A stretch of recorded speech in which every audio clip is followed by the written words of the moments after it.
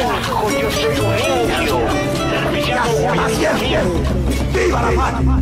Tenemos full presidenciables. Un montón de partidos. Un caga... Oye. No, quiero decir harto candidato. Una que otra propuesta. Y millones de ecuatorianos indecisos. Por eso decidimos crear 7F. Ecuador por más democracia. Pichincha Universal. El otro relato.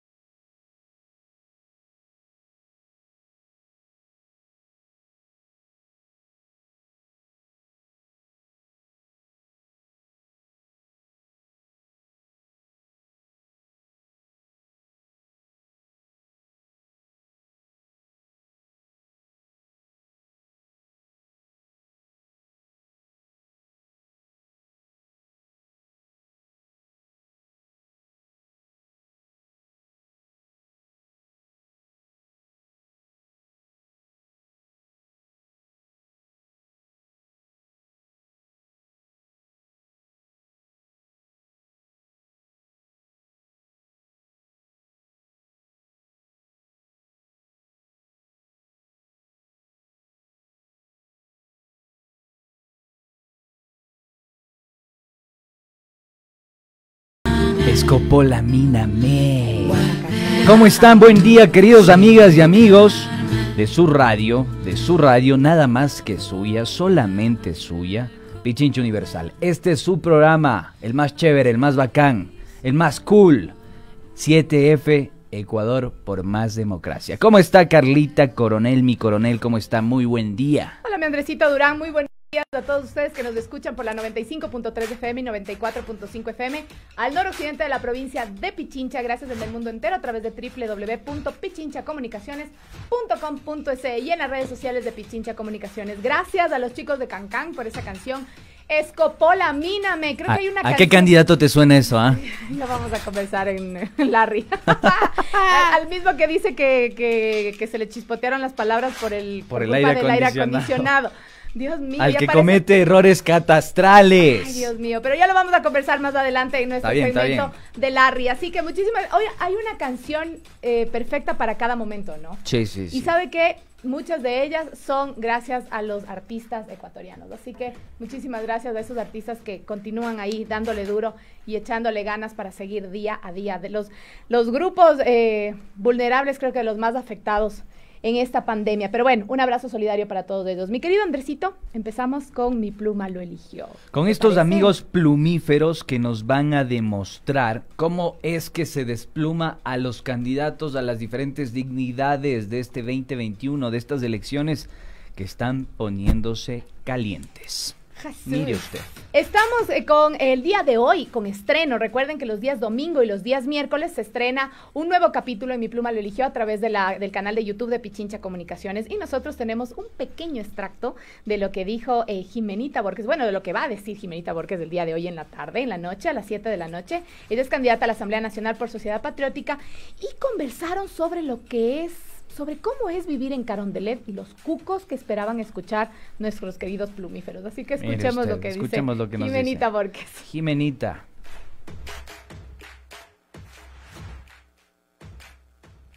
Vamos con la pregunta que nunca antes alguien ha cuestionado en la historia del Ecuador. Del Ecuador, de la política ecuatoriana. De la República Ecuatoriana. Jimenita, ¿cuántos rapiditos te has pegado en Carondelet?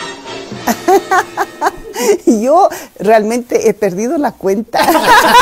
Es que son muy ricos, Claro, le pones jamoncito, un poco de por supuesto. Hay gente que le pone hasta huevito, son ricos. Claro, picadito, ya el huevito cocinado. Me encanta. Sí, son muy buenos. Y el clima dentro del palacio, porque estuvieron en el palacio ustedes, ¿no?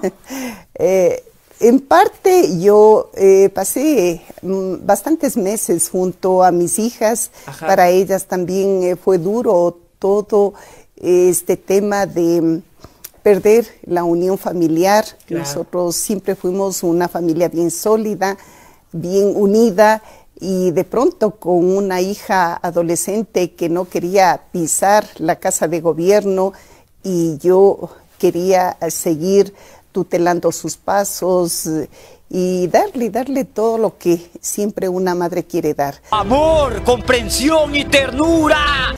Pero pasaron esos 2 años muy rápido y recordaré siempre las frases de mi segunda hija que decía: tú eres mamá para todos los niños ecuatorianos, pero no eres mamá para mí.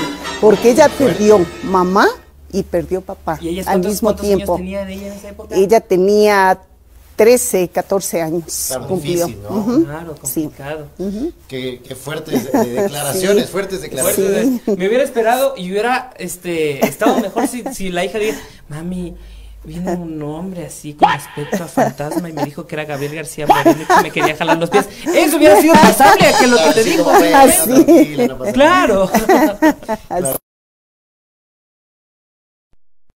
Mi pluma lo eligió.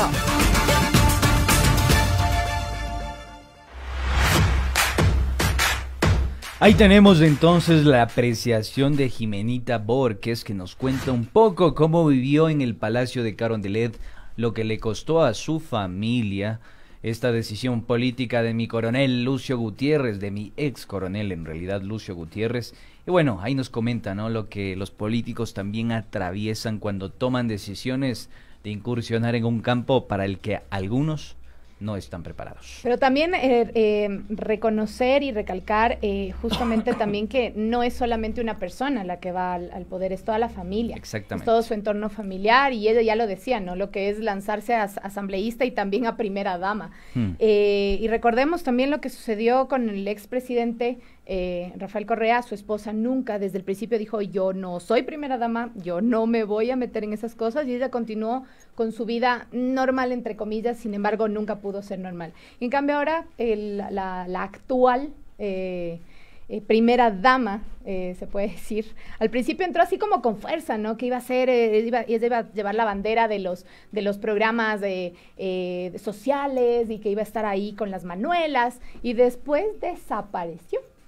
Sí, ¿no? Entonces, bueno, yo creo que también es una responsabilidad, y el apoyo de la familia también a quien toma las riendas de la política también es importante, y doloroso además lo que había hecho la hija de Jimenita y don Lucio.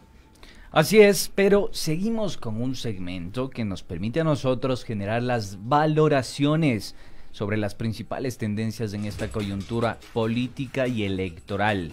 El pajarito que más le gusta a la Carlita Coronel. ¿Qué nos dice Larry?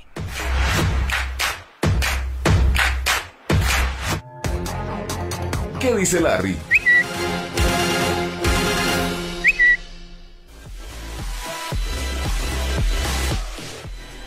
Ay, señores, 9:18, y la tendencia que fue el día de ayer, que creo que todos nos quedamos, vea, con la boca acá, fue que el candidato presidencial Giovanni Andrade, así le dedicamos esta linda canción de Cancán, cree que le pusieron escopolamina en una taza de café en la segunda parte del debate del Consejo Nacional Electoral. Además, menciona que no se arrepiente de mandar saludo de cumpleaños a su esposa.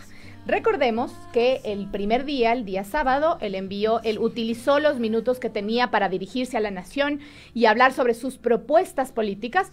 Utilizó ese tiempo para mandarle un saludo de cumpleaños a su esposa, que no está mal, pero creo que no era el momento ni el contexto tampoco para hacerlo. Y el segundo día, después de, entre tantas cosas que dijo, una de ellas era que iba a dar $3,000 millones a la lucha y prevención de la violencia contra la mujer, que no sabemos de dónde va a salir, ni cómo va a salir, ni quién va a manejar. Y entre todas las otras cosas que dijo, ahora dice que le insistieron en tomar una tacita de café y que va a hacerse los exámenes porque él siente que le escopolaminaron. Mire usted. Oye, pero en el simpático video que se han difundido en las redes sociales y que ha estado circulando, días pasados hizo un emplazamiento al candidato Guillermo Lasso para que responda al país y a la policía sobre el papel que habría cumplido el Banco de Guayaquil dentro del mecanismo de corrupción con el que se estafó a la esposa. El domingo 17, en pleno debate presidencial, en un aparente gesto de respuesta, el candidato Lasso dijo lo siguiente: aprovecho este momento para decirle al candidato Montúfar que consulte su cuenta de Twitter. Sí, pero además de la excusa, cuando revisé mi cuenta cuenta de Twitter, leí el párrafo final de una carta que me envía el presidente del Banco de Guayaquil. Requiero a usted que se abstenga de seguir emitiendo aseveraciones como las antes referidas, se refiere al tema del ISPOL, sin perjuicio de lo cual nos reservamos desde ya el derecho a iniciar las acciones legales que nos asistan. Esto es inaceptable, insólito. Por el respeto y cumplimiento al reglamento del debate, me abstuve de leer esta infamia e irrespeto al proceso democrático y a los electores. Ni en las horas más oscuras del correísmo lograron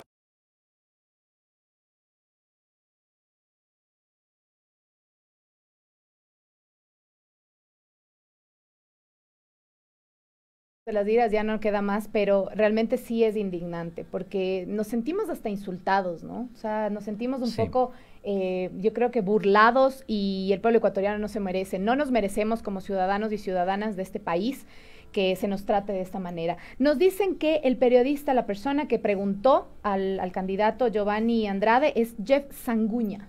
Es la persona entonces que realizaba el crédito, la pregunta al candidato presidencial Giovanni Andrade, y no sé si me corrigen, pero por ahí estaba viendo también una noticia que decía que al parecer estaba analizando el dejar la candidatura presidencial el señor Giovanni Andrade. Entonces, yo creo que nos haría un enorme favor, digo, como elector. Pero ahí hay algo que me preocupa, Andresito. Digamos que, y ahí el doctor Acosta que nos corrija, por favor, ¿qué pasaría en el caso hipotético, esperemos, que alguno de los candidatos, como medio lo ha dicho el señor Giovanni Andrade, quisiera dejar la presidencia? Desistir y decir, que ya no he querido. Ya no me gusta. Ya no me gusta. Mucho bullying me hicieron. ¿Otra vez tendrían que volver a imprimir las papeletas? ¿Nuevamente? Y otra vez, y seguimos ahí, ojo de chícharo, ¿no? ¿Dónde están las papeletas destruidas? ¿Ya se destruyeron esas papeletas que estaban con el logo mal puesto? Se había anunciado que en esta semana se procesaba, digamos, esa destrucción, pero yo sí insisto, y esto lo conversamos tras cámaras y tras bastidores, y decíamos que es necesario que eso se ventile a la luz pública, que se lo haga en una especie de rendición de cuentas con medios de comunicación en vivo. Algunos decían, pero van a salir de otro color, así que a pesar de que se vaya a incluir, digamos, la banda de seguridad va a salir de otro color, y a pesar de que se quiera incluir en un presunto o supuesto fraude electoral, vamos a darnos cuenta. Bueno, todo eso tiene que estar completamente fiscalizado ante la opinión pública, ante las autoridades, ante un notario público que entiendo que también va a estar presente, para que nosotros podamos de alguna forma disipar las dudas que han sembrado las autoridades del Consejo Nacional Electoral. Así es, mi estimado Andresito, así que estamos ahí, como decimos nosotros, ojo de chícharo, esperando a que el Consejo Nacional Electoral destruya esas papeletas que están mal impresas. Pero continuemos con el siguiente tuit de nuestro pajarito azul, y es muy grave esta acusación. El candidato a la presidencia de Ecuador denuncia que un banco está interviniendo en el proceso electoral, intentando coartar su libertad de expresión por denunciar la participación de Guillermo Lasso en la estafa del Instituto de Seguridad Social de la Policía Nacional. Pero escuchemos al candidato que hace esta denuncia. Días pasados hizo un emplazamiento al candidato Guillermo Lasso para que responda al país y a la policía sobre el papel que habría cumplido el Banco de Guayaquil dentro del mecanismo de corrupción con el que se estafó a la ISPOL. El domingo 17, en pleno debate presidencial, en un aparente gesto de respuesta, el candidato Lasso dijo lo siguiente.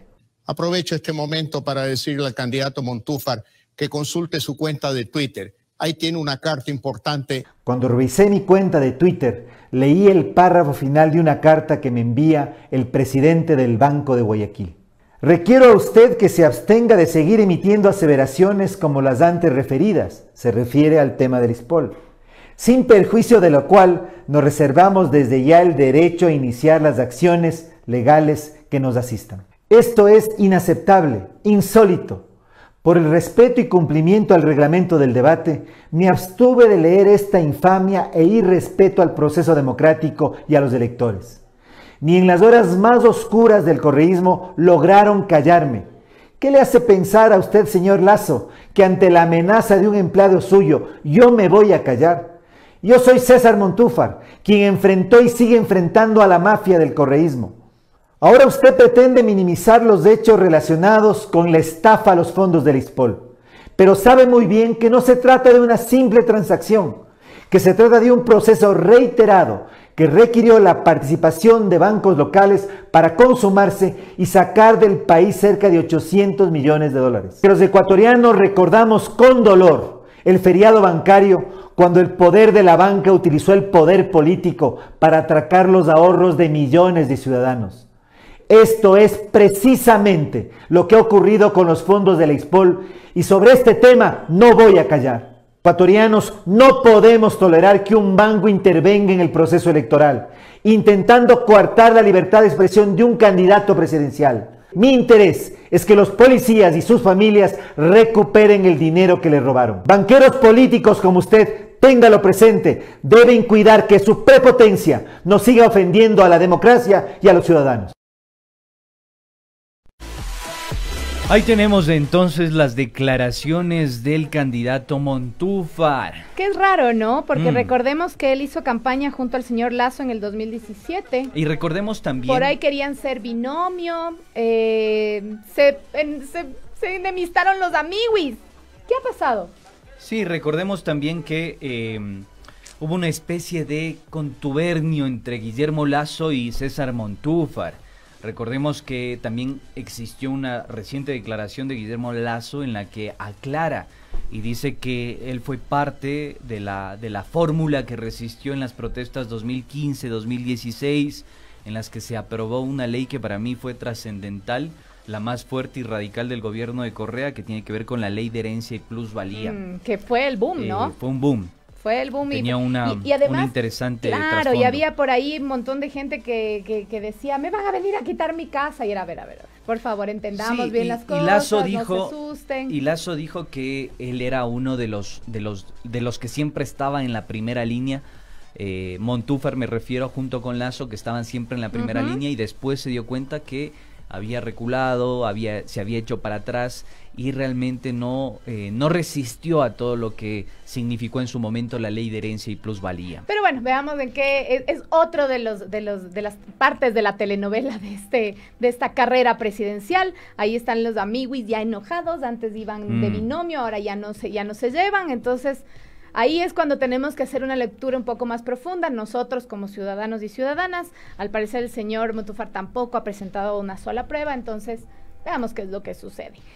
Eso queda para que ustedes lo analicen, nuestros queridos amigos. Conclusiones. Y justamente para que saquen sus propias conclusiones, les invitamos nuevamente a quienes no lo han visto todavía. Es un gran documental, una investigación realizada por este equipo periodístico, especialmente por el señor Andrés Durán y el doctor Adrián Acosta. Excelente. Está colgada en el YouTube de Pichincha Comunicaciones y es el documental El Camaleón, del cual vamos a hablar un poquito, mi querido Andrés. Sí, efectivamente, Carlita, gracias por esa introducción. Ese preludio que es tan necesario para entrar un poquito en contexto, pero hoy quisiera conversarles un poquito brevemente del tema metodológico, porque hay algunas personas que han cuestionado y han dicho que se trata de una especie de operación política. De ninguna manera. Yo creo que decir la verdad, ventilar los hechos y plantearlos sobre la mesa es el deber y el quehacer de este oficio periodístico. Metodológicamente nosotros acudimos a varias fuentes, la Superintendencia de Compañías, un informe que presentaron ante la Asamblea Nacional sobre los presuntos actos de violencia en la zona de Molleturo, Río Blanco, Tres Marías, etcétera. Y además de eso también consultamos con el Servicio de Rentas Internas, recolectamos más de 7 testimonios, 3 testimonios que coinciden sistemáticamente en esto de la violencia en Molleturo. Cuando tú tienes 3 testimonios que coinciden, Carlita, estás frente a un hecho. Tienes un hecho frente a tus narices y sería muy arbitrario de parte del periodista no darle tratamiento. Además, consultamos también con la NET, ellos tienen una rendición de cuentas anual. Pero, Andresito, ¿qué es la NET? Para las personas que no saben qué es la NET. Sí, por supuesto. Gracias por la precisión. La Sí. NET es la National Endowment for Democracy, que es una fundación que se encarga de ejecutar políticas direccionadas por la Central de Inteligencia Americana. Esta es una aseveración del diario más prestigioso a nivel mundial, que es el New York Times. Una declaración, una revelación que hizo en 1997. A esto se suma también las revelaciones que hizo Eva Gollinger hace poco también, en el año 2015, en su libro El Estado bajo acecho. Hay algunas revelaciones ahí porque la pregunta central acá es que hay organismos gubernamentales en el Ecuador, aproximadamente 12 organismos no gubernamentales en el Ecuador, que reciben fondos de la NET. Con esto no queremos decir que son la CIA, digamos, son agentes de la CIA. Reciben unas ayuditas, ya, sí, se puede bueno, decir. No son tan ayuditas chiquitas. Y quienes nos están siguiendo en redes sociales, especialmente en YouTube, lo pueden ver. Tenemos ahí una gráfica muy clara de quiénes son estas organizaciones de las que está haciendo referencia Andrés. Efectivamente. Miren, ahí tenemos a la NET, que es esta organización que les había comentado, y tenemos 4 grupos que han recibido rubros importantes en el 2019. Comenzamos por el 2019 y habían mandado mal la diapositiva. 2019. Fundamedios recibió $65,000, la Fundación Pachamama $48,700, Fundación 1000 Hojas $44,900 y la revista digital Plan B $55,000. Pero el dato curioso de aquello es que la Fundación Pachamama, recordemos en ese contexto de Correa, que fue de alguna forma retirada de su personería jurídica, porque se estaba dedicando a actividades políticas, a pesar de que ellos dicen que son apolíticos. Uno de los principales asesores de esta fundación es Domingo Peas, quien fue coordinador del movimiento plurinacional de Pachacutic en la provincia de Pastaza. Y además fue vicepresidente de la Confenaye, ¿sí? Y ex vicepresidente de la nacionalidad Achuar del Ecuador. Estas son revelaciones muy claras. Tenemos un financiamiento extranjero y tenemos actores políticos que están involucrados con fundaciones que supuestamente hablan del cuidado del medio ambiente, pero terminan vinculándose con temas políticos.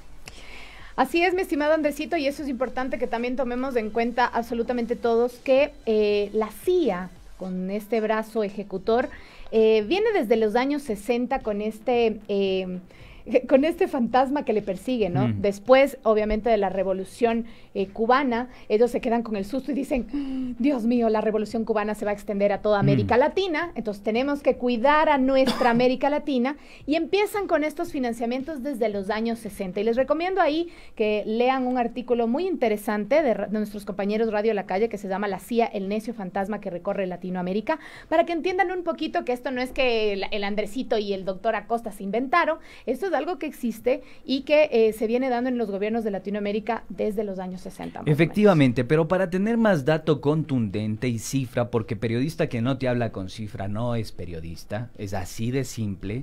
Tenemos también una gráfica del año 2018 de cómo la NED, la National Endowment for Democracy, financió a nuevas organizaciones no gubernamentales en el Ecuador.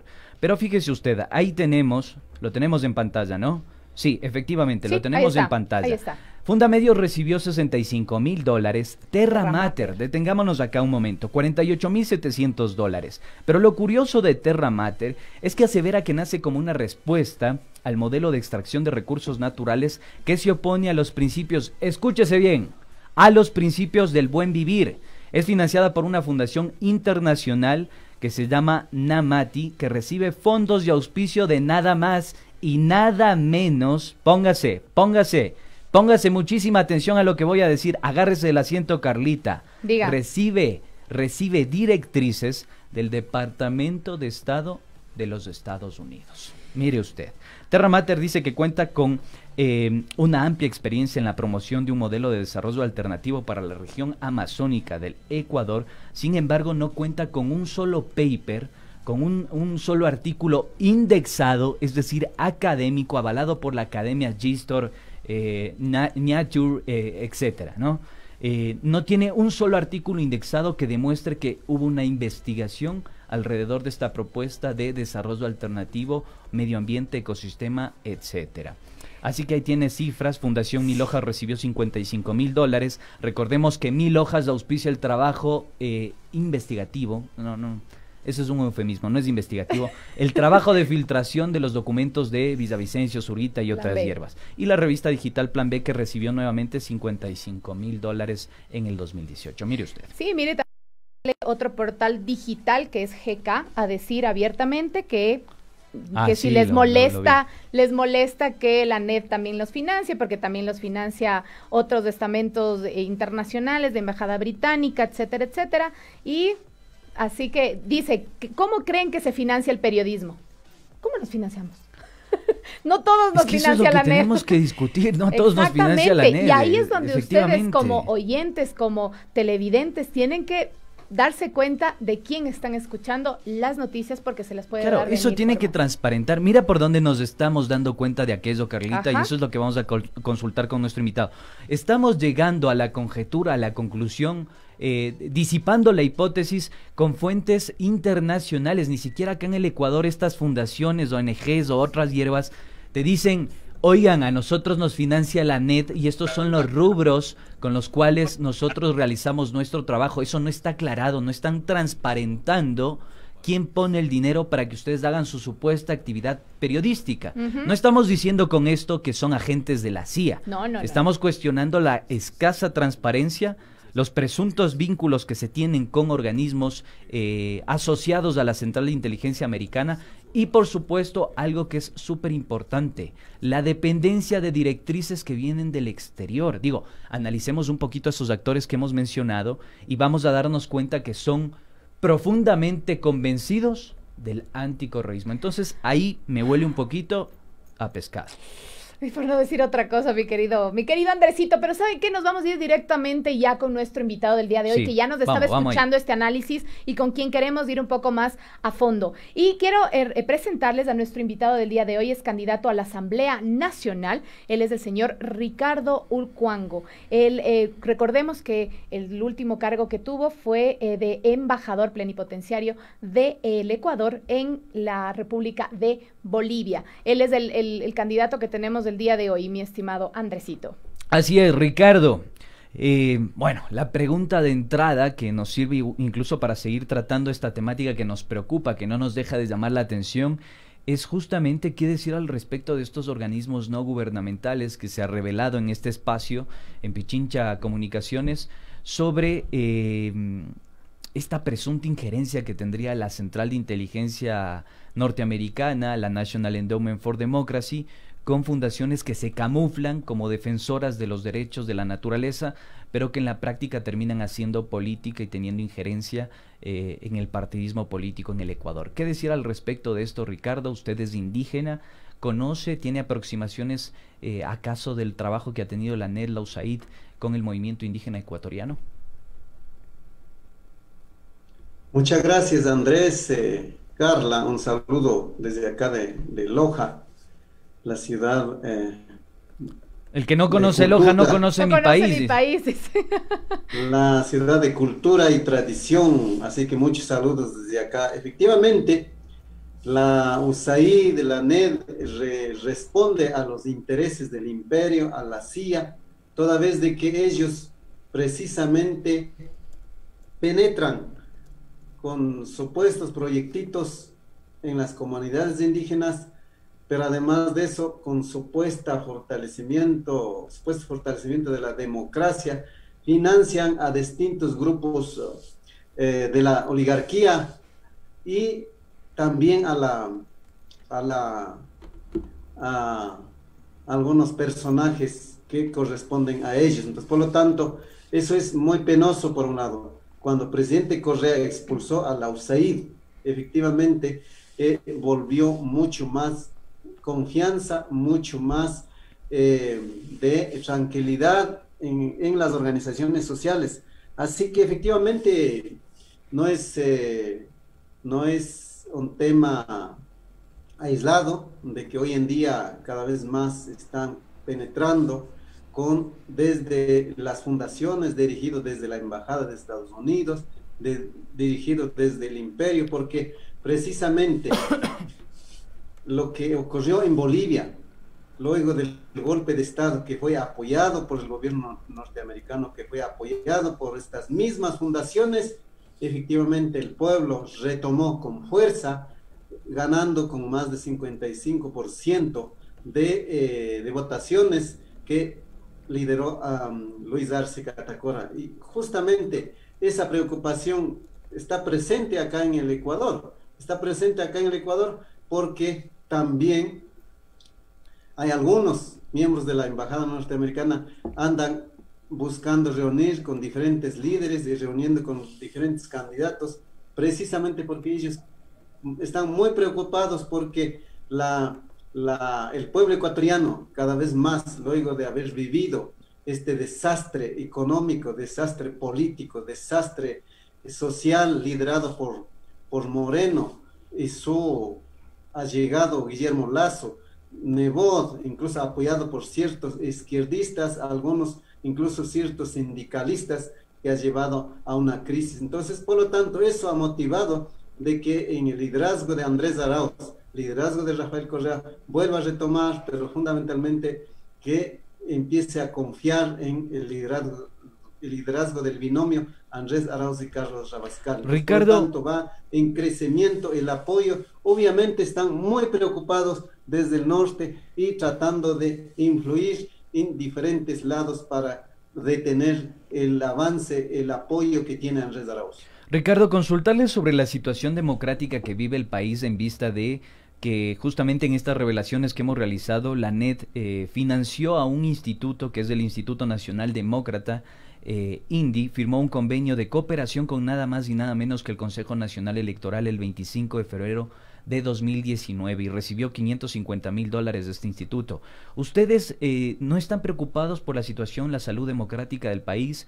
¿Piensan que puede existir injerencia extranjera? ¿Cómo se preparan ustedes para fiscalizar esta contienda electoral que está próximo, este 7 de febrero del 2021?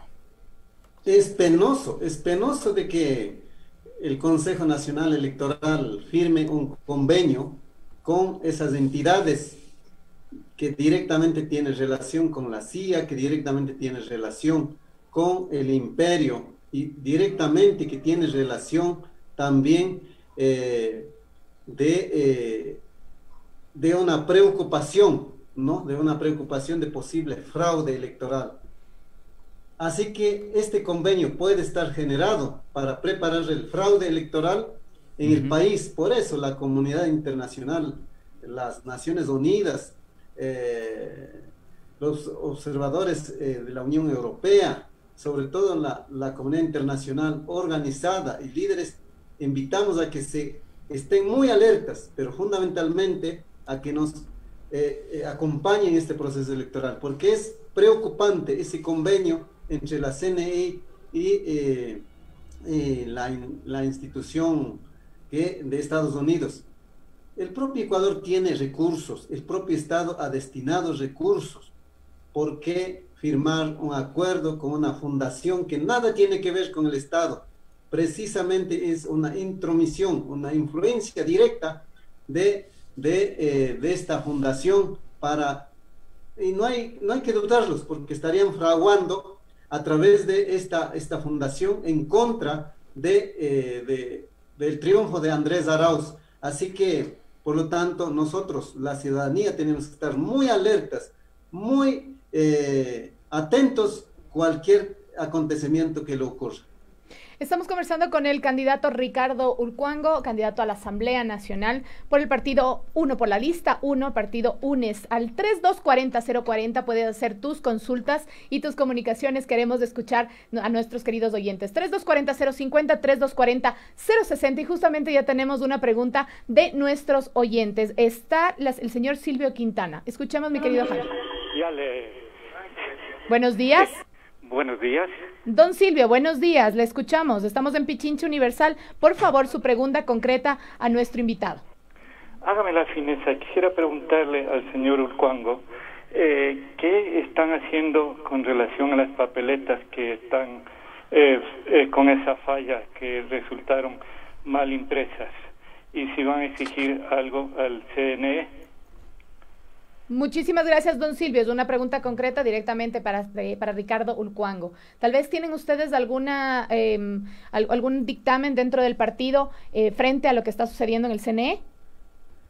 Bueno, lo que sí, nosotros estamos sumamente preocupados por todas las acciones que se vienen emprendiendo desde el Consejo Nacional Electoral. Por un lado, han intentado bloquear permanentemente a nuestra candidatura del Binomio de la Esperanza, Arauz Rabascal. Segundo, han prohibido utilizar la imagen del presidente Rafael Correa. Y obviamente también eso no lo va a ocurrir porque Rafael Correa está en el corazón del pueblo por sus obras, las carreteras, los hospitales, las becas, los trabajos. Por todo eso está en el chongo del pueblo. Precisamente la impresión de estas papeletas obviamente nos preocupa. Nuestro movimiento, nuestras autoridades competentes están tomándose cartas en el asunto, en cómo esos temas para que no se quede ahí en la impunidad. Entonces, por lo tanto, eso al menos está tomando prevención desde el movimiento de la Revolución Ciudadana, así como también desde el Centro Democrático. Ricardo, consultarle también, entiendo que están en un proceso de discusión interna para ver cuáles son los protocolos de fiscalización que van a emprender en esta contienda electoral, pero consultarle sobre la situación agropecuaria en el Ecuador, en vista de que los sectores rurales, y ahí incluimos a los pueblos y nacionalidades indígenas, han sido muy afectados por esta sindemia, esta pandemia que está golpeando la estructura económica del país. En caso de que usted llegase a la Asamblea Nacional, ¿qué piensa hacer para reactivar el sector agropecuario y cómo fortalecer los procesos organizativos de un movimiento que evidentemente está en crisis? Y lo digo así, con toda la letra, está en crisis porque la cúpula dirigencial o la supuesta cúpula dirigencial no está respondiendo a las bases sociales de la CONAIE y otros movimientos indígenas. ¿Qué decir al respecto? Bueno, en primer lugar, mi comunidad y nosotros somos parte de la Confederación Cayambi y por ende parte del Ecuadronare y de la CONAIE. Segundo lugar, nosotros, además de ser cayambis y por supuesto las nacionalidades y pueblos indígenas y como quichuas de la nacionalidad quichua, somos agricultores y precisamente mi participación a esta ley electoral obedece por esta preocupación. Obviamente, ¿no? A través del gobierno central, el gobierno de Rafael Correa emprendió carreteras, emprendió enfriadora de leche, emprendió varias acciones, pero sin duda ha faltado este tema. Nosotros estamos planteando como política de Estado, liderado por Andrés Arauz, y que incluso anoche hizo el lanzamiento de la ruralidad. Por eso estamos planteando de crear un Ministerio de la Soberanía Alimentaria. Eso lo ha planteado el compañero Andrés Arauz, a través del cual poder definir una política de asistencia técnica con resultado, de asistencia con recursos al sector agrícola, apoyar con los incentivos en las maquinarias, apoyar que sus productos no se quede ahí en la chacra o se pudra. Pero además de eso, el tema de la leche, hoy en día está vendiendo 10, 15 centavos. Ese tema ya lo hizo Rafael Correa, que compró, incluso puso el precio de la sustentación del precio de la leche. Lo vamos a volver a retomar, pero es más, nosotros desde la Asamblea vamos yo voy a plantear una ley de sustentación del precio de la leche. Eso me han pedido los compañeros lecheros en todo el país. Además, también se ha planteado desde el compañero Andrés Arauz, y es nuestro planteamiento que hemos reunido con las juntas de aguas, con las comunidades, con los productores, de que el agua debe ser prioritario. Entonces, eso son temas de nuestra lucha, de nuestra propuesta en lo que tiene que ver en el tema del agro, para reactivar la agricultura, para apoyar a los pequeños y medianos agricultores con créditos, con asistencia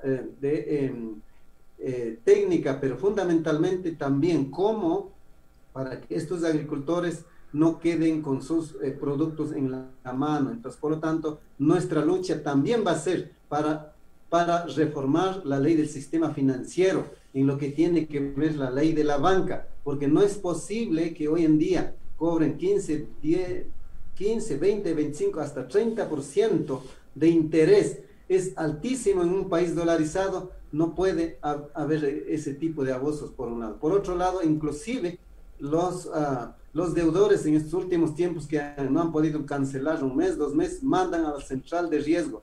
Ese tema debe terminar. Además, también por cobro de llamadas, por las comisiones que hacen y también cobro por la transferencia electrónica. Entonces, todo ese tipo de abusos nosotros vamos a luchar para que se termine. Y eso hemos hablado, Andrés, nuestro candidato presidencial, lo ha propuesto eso y nosotros en la Asamblea Nacional Legislativa lo vamos a empeñar para que esa ley sea reformado y que a su vez exista créditos a intereses más bajos y oportunos, no solo para los agricultores, sino para los pequeños emprendedores de la economía solidaria y popular, además de los jóvenes emprendedores en las iniciativas electrónicas, comercio electrónico. Entonces, todo eso tenemos que apoyar en lo que tiene que ver para la agricultura. Pero además, Andrés y Carla, el gobierno de Andrés Arauz está proponiendo dotarte de 3.000 millones de dólares para los gobiernos seccionales,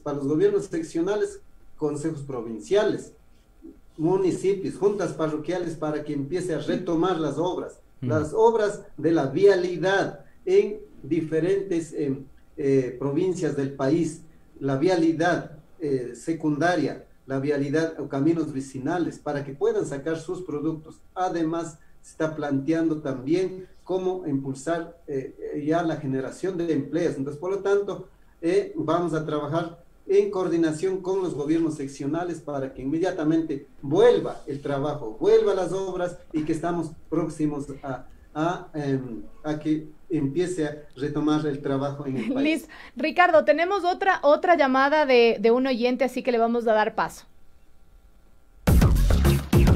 Aprovecha y pregunta.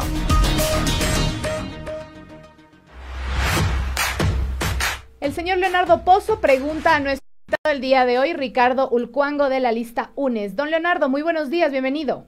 Buenos días. Más que una consulta, es por favor una petición. El día de ayer nos enteramos todos los microempresarios para el señor Moreno, las pequeñas tiendas y los pequeños negocios, que tenemos que ahora pagar el impuesto a la renta hasta el 31 de enero con una carga altísima. O sea, nos están tomando solo en cuenta lo que vendemos. Entonces, esto es, encima de la crisis económica, esto es desgarrante. Me gustaría que por favor ellos, como movimiento, la Revolución Ciudadana, que todavía tienen asambleístas, pongan una acción de protección en la Corte Constitucional o algo, porque esto nos va a llevar a la ruina. Ahorita hay que pagar 2.000, 3.000, y ¿cuánta gente no tendrá que pagar miles y miles de dólares? O sea, por favor, busquen una solución con la señora Guiñaga o hablen con alguien para que nos ayude, porque justo al último de irse, este caballero Lenin nos está destrozando la moral, la economía y todo. Muchas gracias, un gusto y hasta la victoria del Partido de la Revolución Ciudadana, lista 1. Muchas gracias, don Leonardo. Yo creo que es una preocupación generalizada, Ricardo. Ya estuvo ahí planteada la petición para que quizá asambleístas de la Revolución Ciudadana y los que realmente coincidan con esta premisa de que se está afectando a la clase trabajadora, al sector microempresario y a la economía popular y solidaria. ¿Qué piensan hacer ustedes para solucionar este ajuste estructural que cada vez más azota a todas y todos los ecuatorianos? Efectivamente, son 2% que pretenden cobrar, aunque tengas ganancia o no tengas ganancia. Pero además de eso, en estos últimos tiempos, los pequeños emprendimientos, las tienditas, los pequeños negocios han perdido, pero a pesar de eso, quiere cobrar el 2% del impuesto a la renta. Eso es gravísimo. Nosotros rechazamos absolutamente como candidatos y por ende también como ecuatorianos, no se puede abusar de eso. ¿Por qué no se cobra el mismo impuesto a los grandes grupos económicos? ¿No le parece que hay un tema de injusticia? Claro. Porque efectivamente se está afectando al que menos capacidad adquisitiva tiene. ¿Qué decir al respecto, Ricardo? Mientras regala 4.000 millones de dólares a los grandes empresarios, ¿no? Y viene a atacar directamente a los pequeños emprendedores. Ese tema yo inmediatamente voy a comunicar con nuestros asambleístas, voy a pedirle que inmediatamente actúen porque no se puede aceptar tal abuso. Además de que la gente está endeudado no pueden vender, están perdiendo sus negocios, ahora pretende cobrar el gobierno de Moreno. No se puede permitir. Pero además de esto yo quiero resaltar, hemos hablado, yo he hablado también con la compañera Paola Pavón, lamentablemente igual este gobierno no ha asignado recursos al Consejo Provincial, pero que por fin también hemos hablado, he pedido con la compañera prefecta para que retomen las obras y me han comunicado que ya va a empezar a retomar las obras. El día de ayer hizo un lanzamiento de la reactivación productiva de la economía de la provincia de Pichincha. Yo le agradezco y eso tiene que seguir avanzando, que se va a retomar la vialidad, ¿no? La construcción de Cangaba a la Arcachaca. Efectivamente, eso ha sido también, hemos conversado para que se retome lo propio desde Cariaco hasta Olmedo, así como también que viene impulsando ya actividades en el Intervalle, ¿no? En Sangolquí, autopista Rumiñahui. Entonces, todas esas obras que está haciendo, yo felicito, y además de eso hemos conversado este tema, cómo retomar, y me alegra, y yo le felicito, y agradezco también en nombre de la ciudadanía que empiece a retomar las obras que estaba inconcluso, no por falta de voluntad de prefecta, sino por falta de recursos, pero que por fin, esta mañana hemos comunicado con nuestras autoridades y que empieza a retomar las obras. Estimado Ricardo, una de las preocupaciones más grandes que tenemos los ecuatorianos y ecuatorianas es la salud. El Código Orgánico de la Salud fue vetado completamente por este gobierno. ¿Cuál es la postura de su bancada, de usted realmente, como Ricardo Ulcuango, para retomar el tema del Código Orgánico de la Salud? ¿Cómo vamos a hacer en el caso de llegar a la Asamblea Nacional para que este código pueda realmente ser visible en ya las familias de los ecuatorianos? Efectivamente, es muy preocupante cuando expulsa a más de 25,000 médicos, han sido retirados de su trabajo, y precisamente también veta el Código Orgánico de la Salud. Es para no cumplir con lo que dice la Constitución Política, con los requerimientos de la población. Nosotros vamos a retomar. Incluso Andrés Arauz ha planteado que vamos a retomar, que reintegre los 25,000 médicos. Eso lo vamos a hacer porque no puede haber tal despidos sin mayores reconocimientos, así como también la ley mal llamada humanitaria, con el cual ha despedido más de 1.200.000 trabajadores. Entonces, por lo tanto, esos son los temas que vamos a retomar, y es más, vamos a derogar la ley mal llamada humanitaria. Pero en referente al código, la ley de Código Orgánico de Salud, nosotros vamos a retomar, si es que hay que hacer alcances, si es que hay que hacer enmiendas a ese proyecto de ley, nosotros vamos a retomar, nuevamente vamos a presentar en la Asamblea Nacional para que eso efectivamente se dé en curso y se apruebe el Código de la Salud. Muchas gracias, Ricardo. Nos hemos quedado sin tiempo, lamentablemente. Quedamos comprometidos para una próxima ocasión seguir conversando con usted. Le agradecemos por su participación en este espacio. Muchísimas gracias. El 7 de febrero, todos por la lista 1, todos por la lista del trabajo. Kayakama. Esperanza. Kayakama Mashikuna. Kayakama. Mi querido Ricardo Ulcuango, muchísimas gracias. Candidato a la Asamblea Nacional por la lista 1 por UNES. Y nos vamos rapidito con nuestro último segmento para poder terminar. Ponte pilas, Ecuador, ponte pilas. Recomendaciones para ustedes.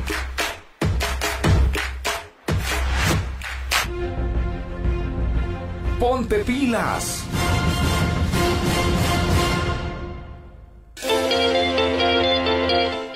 Con 58, antes de irnos rapidito, quiero recordarles a todos ustedes que nadie se quede sin votar este 7 de febrero. Si tu cédula de identidad se encuentra vencida desde el 16 de marzo del 2020, no te preocupes, el decreto ejecutivo 1206 permite que hagamos uso de la cédula hasta el 31 de mayo del 2021. La decisión, según el gobierno, obedece a la declaratoria del estado de excepción y a la limitada atención del registro civil y a las restricciones laborales establecidas por el COE nacional. Aunque parecería que la iniciativa trata de reducir también el trabajo informal que realizan los tramitadores. Pero lo importante es que tu cédula, si está caducada, te sirve para votar. Ponte pilas, Ecuador, porque Un convenio de cooperación entre el CONADIS del CNE y la Federación Nacional de Taxis sensibilizará y capacitará a los conductores y a los miembros de la Junta Receptora del Voto Móvil para brindar atención a las personas con discapacidad el momento del sufragio. El objetivo es atenderlos con amabilidad y respeto. Nadie se quede sin votar. Con esto, nadie se queda sin votar y con esto también cerramos. Así que son suyas las conclusiones. Con nosotros hasta el día de mañana. Nos escuchamos y nos vemos el día de mañana. Cuídense un montón. Esto es 7F Ecuador por más democracia. See you late. Adiós.